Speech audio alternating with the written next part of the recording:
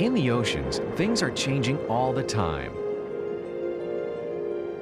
Some of those changes are small, but even small changes can mean big problems for living things.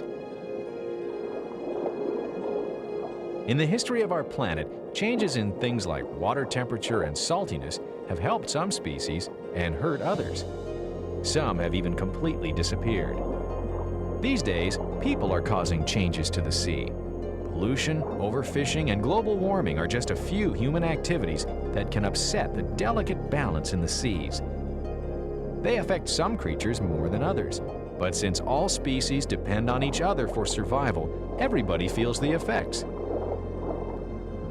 But how can we tell what's really going on down there? That's where science comes in. By studying all kinds of sea creatures, marine scientists are in a big race to understand how the ocean works before it's too late to save it. Science is hard enough in the lab. Imagine doing it underwater. It takes special tools and a little bit of craziness. In Fiji, these researchers are going to perform some dentistry on a coral reef. The reef is made up of millions of living organisms, but they don't live forever. When they die, new generations live on top of the fossils of their ancestors. Like the rings of a tree, each generation of coral has its own story to tell. But the only way to find out the reef's story is by drilling for what is called a core sample. It's like the cross-section of a tree. Corals are very sensitive to changes in weather, including changes in temperature and rainfall. So each layer of the coral skeletons provides a chemical snapshot of what the weather was like at a particular time.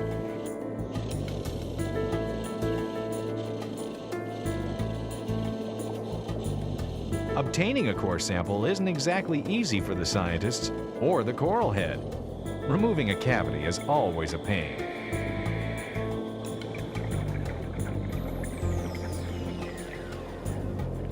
But with a little hard work, they extract a rod about the size of your arm.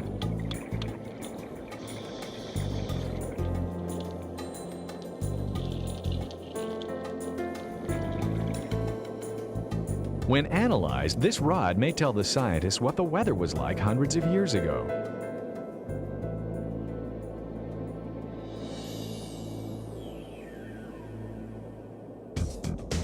But now what are the scientists up to?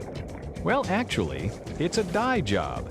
Soon this white coral head will be a redhead. Why? Well, in order to better understand past weather and predict future weather, scientists need a baseline. Soon, white coral skeleton will grow over the red stain, and since scientists will know when they stained the coral, they'll be able to understand how quickly the coral grows and how the weather affects it.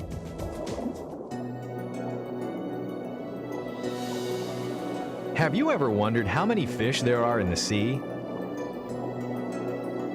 Well, that's exactly what some scientists want to find out. But they need help, so sometimes they ask sport divers to join them in a fish count and reef survey. Here, people are each assigned a small area, and they count all the fish they can see, as well as other things like corals, sea stars, and algae. If they only did this once, it would be kind of silly.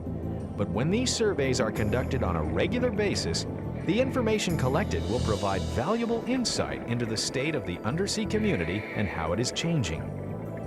By using this information, scientists from all over the world can work together to better understand and help protect our oceans. By helping scientists with these reef surveys, anyone who can dive can get involved in the effort to keep our oceans healthy. And that's really cool, because in the big picture, every fish counts.